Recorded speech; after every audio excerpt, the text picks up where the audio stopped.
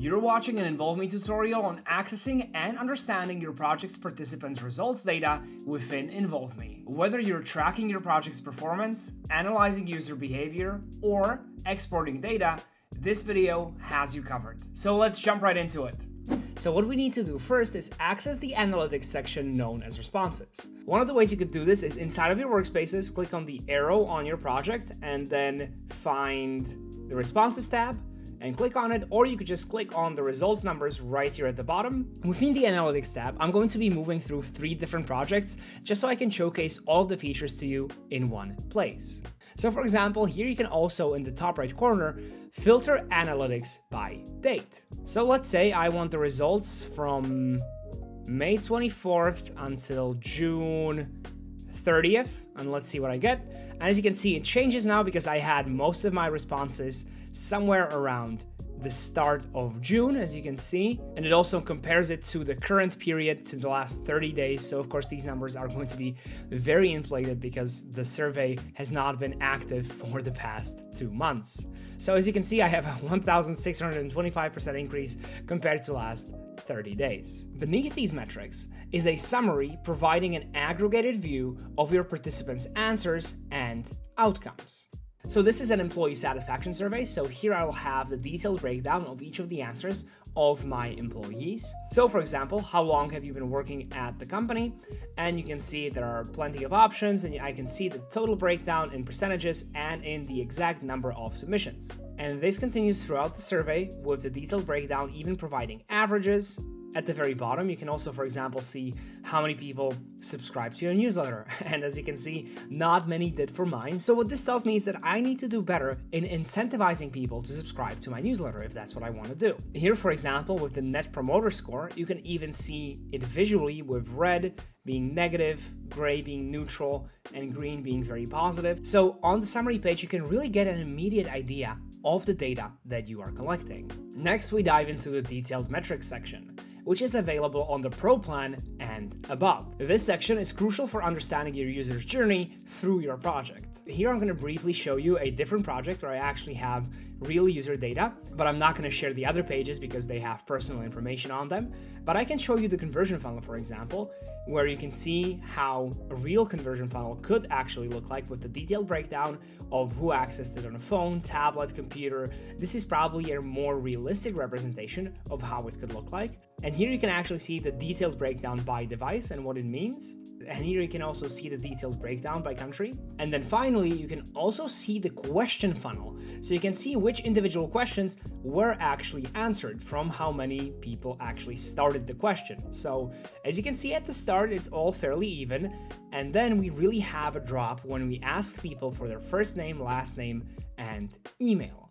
This is where the biggest drop happened. That tells me that people were not willing to provide their personal information for my form. Next, we have the Responses tab. In the Responses tab, you can browse through the full data set of each participant individually. Simply by clicking on the participant, you can see their results and you can see their answered questions all within one place. You can also sort by all submissions, completed submissions, or partial submissions.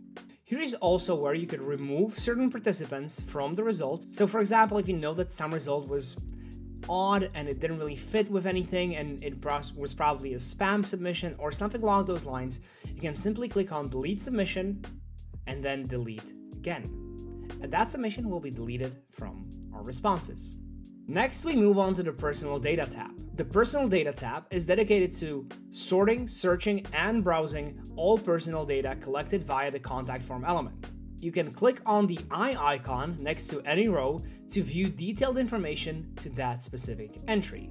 So once again, that basically takes you to the Responses tab. Next, we have the Payments tab. For that, I'm going to jump into yet another project. If you have connected your PayPal business or your Stripe account, you can easily collect payments right within your Involve Me projects. In the Payments tab, all submissions that include payments are listed along with their payment status, giving you a clear view of your project's financial performance. Here you can click through paid and not paid. So for example, I have one not paid submission, and if I click on it, I can see the platform, I can see the amount, and I can see it was not paid. Now let's talk about something very exciting, the AI Insights tab. AI Insights is a game changer for data analysis. This feature automatically summarizes your project's data, saving you hours of manual work.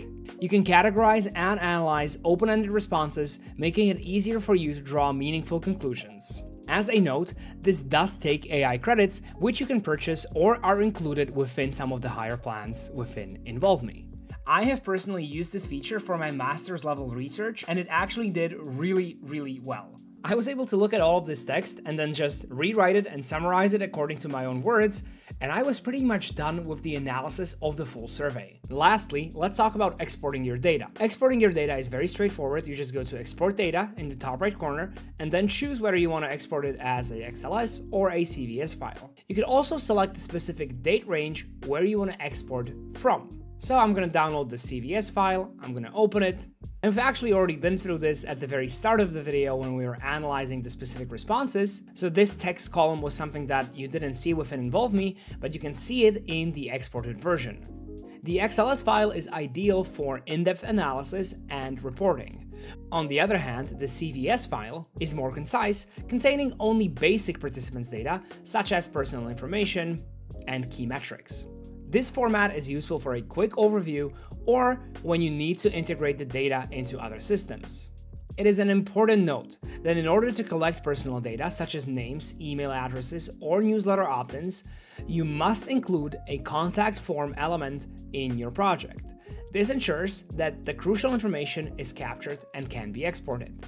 As a side note, while this feature is very robust, it is essential to be aware of certain data that is not included in the CVS or XLS files. For example, the contact tags, which help categorize participants, are not exported. Additionally, the export will not include data on whether participant emails have been sent or opened. This information remains accessible within InvolveMe, but won't be part of the exported files. And there you have it. With InvolveMe flexible export options and detailed analytics, you have all the tools you need to monitor, analyze, and report on your project's performance. Whether you need a detailed breakdown or a simple overview, we got you covered. If you need more support, go to help.involve.me. And good luck getting involved.